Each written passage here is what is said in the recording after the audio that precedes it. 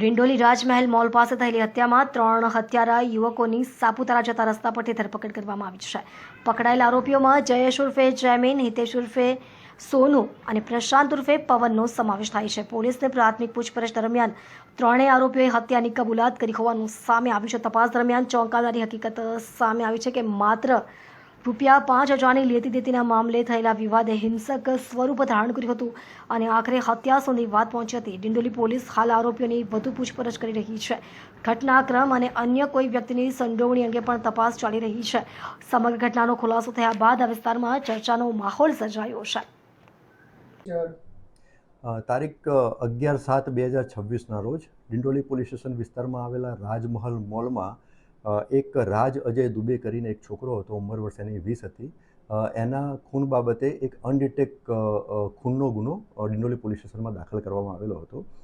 ગુનાની ગંભીરતાને ધ્યાને લઈ અને ખૂન જેનું થયેલું હતું 20 વર્ષનો છોકરો હતો.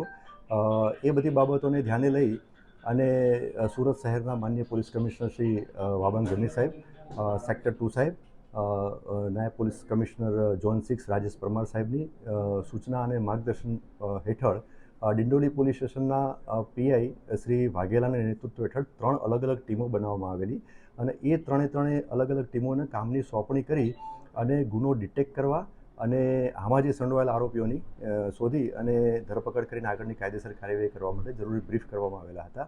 જે અનુસંધાને હ્યુમન ઇન્ટેલિજન્સ અને ટેકનિકલ સર્વેલન્સના આધારે આમાં જે સંડોવાયેલ 3 આરોપી હતા એની વિગત ડિંડોલી પોલીસને મળી. એ આધારે ડાંગ જિલ્લાના સાપુતારા તરફ જવાના રોડ ઉપર આ 3 આરોપીઓ એક 2 વ્હીલરમાં જતા હતા. તો એમને ઇન્ટરસેપ્ટ કરી અને 3 આરોપીઓને ત્યાંથી લઈ અને ડિંડોલી પોલીસ સ્ટેશન લઈને આવેલા છે. એમની પ્રાથમિક પૂછપરછ અત્યારે હાલ ચાલુ છે. પ્રાથમિક પૂછપરછમાં એમને ગુનો કરેલાની કબૂલાત કરેલ છે અને આ જે ગુનો જે મોટિવ હતો આ 3 આરોપીનો એમાં એ રીતનું હતું કે 3 આરોપીના પહેલાં તો નામ જણાવું કે 3 આરોપી પૈકી પહેલા આરોપીનું નામ છે જયેશ ઉર્ફે જેમીન ભરત વૈષ્ણવ. એની ઉંમર વર્ષ છે 20 અને એ સાઈ દર્શન રેસિડેન્સી ડિંડોલી વિસ્તારનો રહેવાસી છે. બીજા આરોપીનું નામ છે હિતેશ ઉર્ફે સોનુ મનોજ કટિયાર. એની ઉંમર વર્ષ 19 છે. એ પણ સાઈ દર્શન રેસિડેન્સી ડિંડોલી સુરતનો રહેવાસી છે.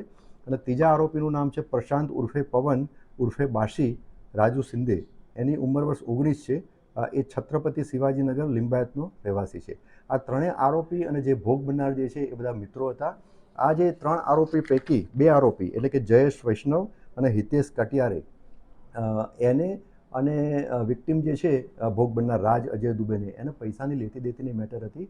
આ વિક્ટિમને આ બંને આરોપીઓએ ₹5,000 આપેલા હતા અને એ બાબતની આ 4 જણ ભેગા થઈ એટલે કે 3 આરોપી અને વિક્ટિમ આ 4 ભેગા થઈ અને વાતચીત કરતા હતા અને એમાં વાતચીતમાં ઉગ્ર સ્વરૂપ લીધું અને એ ઉગ્ર સ્વરૂપ અને વાતચીતના અંતે આજે જયેશ જેમીન ભરત વૈષ્ણવ અને હિતેશ ઉર્ફે સોનુ મનોજ કટિયારે એ બંને પાસે હથિયાર હતું. એટલે એકના પાસે છરી હતી અને બીજાના પાસે ગુપ્તી હતી. તો એની ઉપયોગ કરી અને આ વિક્ટિમને એ ગંભીર ઈજા કરવામાં આવેલી હતી, જેના કારણે આ વિક્ટિમનું મોત થયેલું છે. હાલમાં ગુનાની તપાસ ચાલુ છે.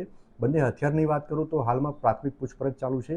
હથિયાર જો રિકવર કરવાના બાકી છે અને આ 3 આરોપી જે 2 વ્હીલર ઉપર ભાગ્યા હતા એ 2 વ્હીલર પણ પોલીસે તપાસ દરમિયાન હસ્તગત કરેલું છે અને એને કબજે કરી અને આગળની કાયદેસર કાર્યવાહી કરવાની ચાલુ છે.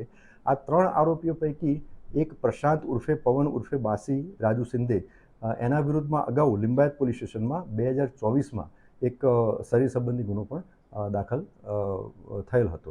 આમ હાલમાં આ